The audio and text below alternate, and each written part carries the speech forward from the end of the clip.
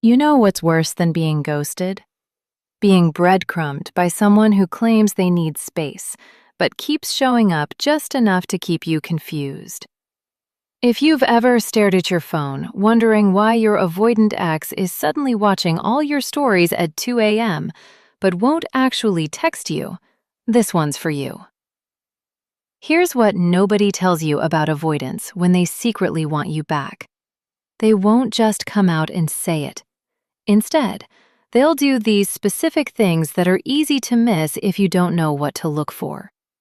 By the end of this video, you'll know exactly how to tell if they're genuinely working their way back to you or just keeping you as a backup option. When an avoidant starts wanting you back, they're dealing with something called deactivation. Their brain has been running from intimacy as a defense mechanism. Research shows that people with avoidant attachment use deactivating strategies to protect themselves from vulnerability. So even when they miss you, their nervous system is still wired to keep distance. And there's a specific pattern I'll reveal later that separates avoidants who are actually changing from those cycling back into the same toxic loop. The sign around the halfway mark will completely shift how you interpret everything they do. Sign number 1. The strategic social media presence. Your avoidant ex suddenly becomes hyper-aware of your online presence. They're viewing your stories within minutes. They're liking old photos from months ago. They might react to your stories with emojis, but they're not sliding into your DMs with actual words. Here's what's happening. They want to remind you they exist without risking real rejection. Social media lets them test the waters without getting wet. If they're genuinely working on themselves, this won't last forever. Within a couple weeks, you'll see escalation to actual communication, even if it's awkward. But if they keep doing this ghost viewer routine for months, that's your sign they just want your attention, not a real relationship. They're keeping you on the hook while they figure out if they can find someone better. And if that just gave you an aha moment about your situation, hit the like button. It helps me know this is actually landing. Sign number 2. The mutual friend intelligence gathering. Suddenly, your avoidant ex is unusually interested in your mutual friends. They're asking casual questions like, "How's everyone doing?" But really, they're fishing for information about you. Are you dating someone? Are you over them? Research on avoidant attachment shows these individuals often use indirect methods to maintain connection, because direct vulnerability feels too threatening.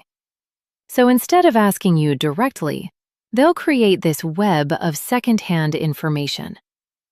If they're genuinely changing, they'll use this as a stepping stone, not a permanent strategy. They might ask a friend about you once or twice, then actually reach out themselves.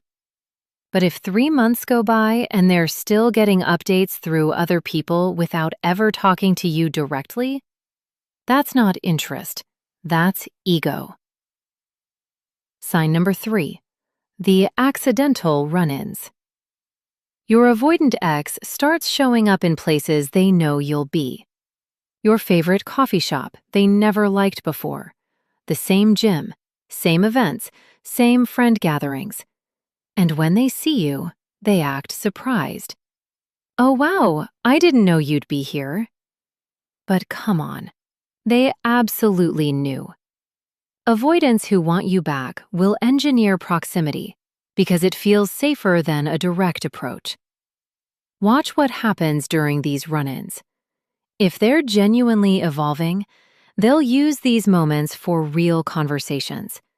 They'll ask how you are and actually listen. They might even acknowledge the past relationship. But if conversations stay surface-level small talk, or they seem uncomfortable and leave quickly, they're not ready.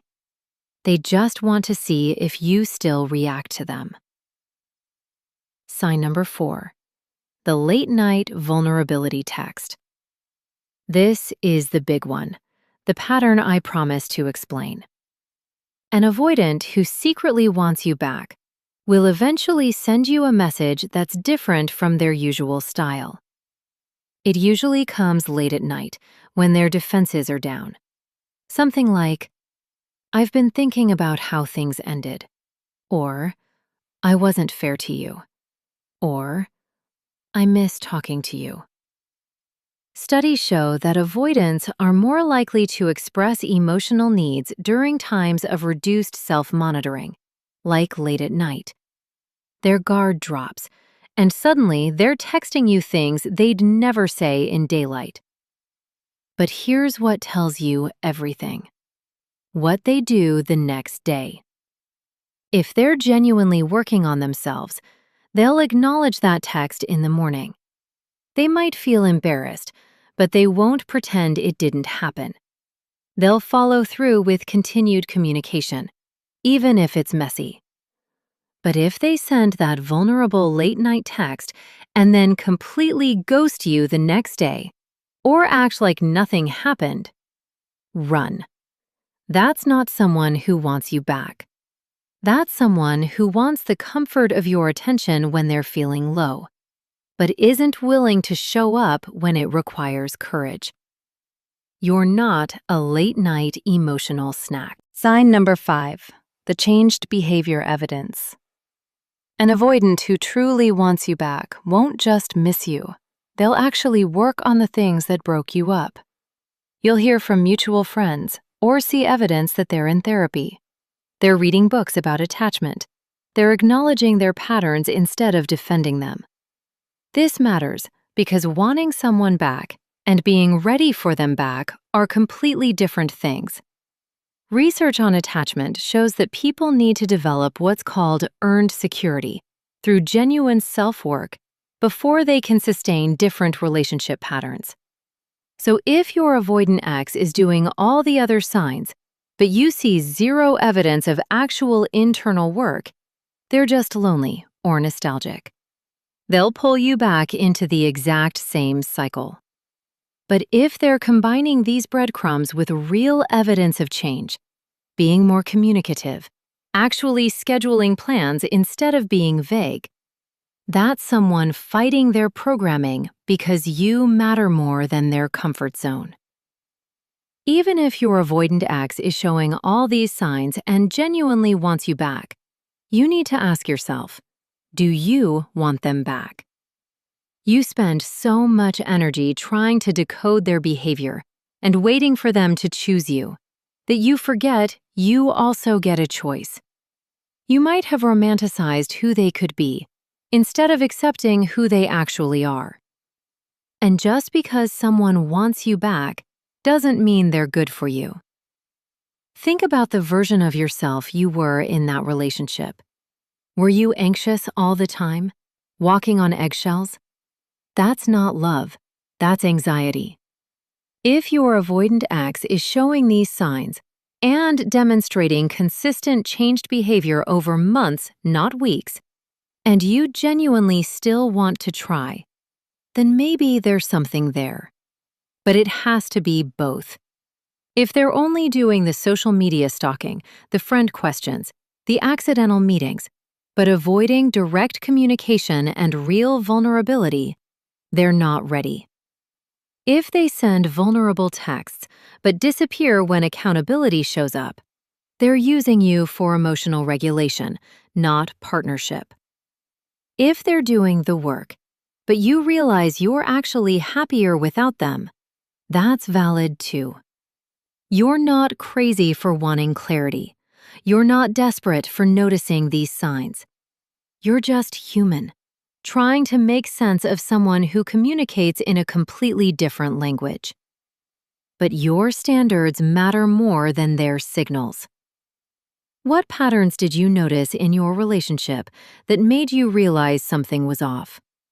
Share your story in the comments.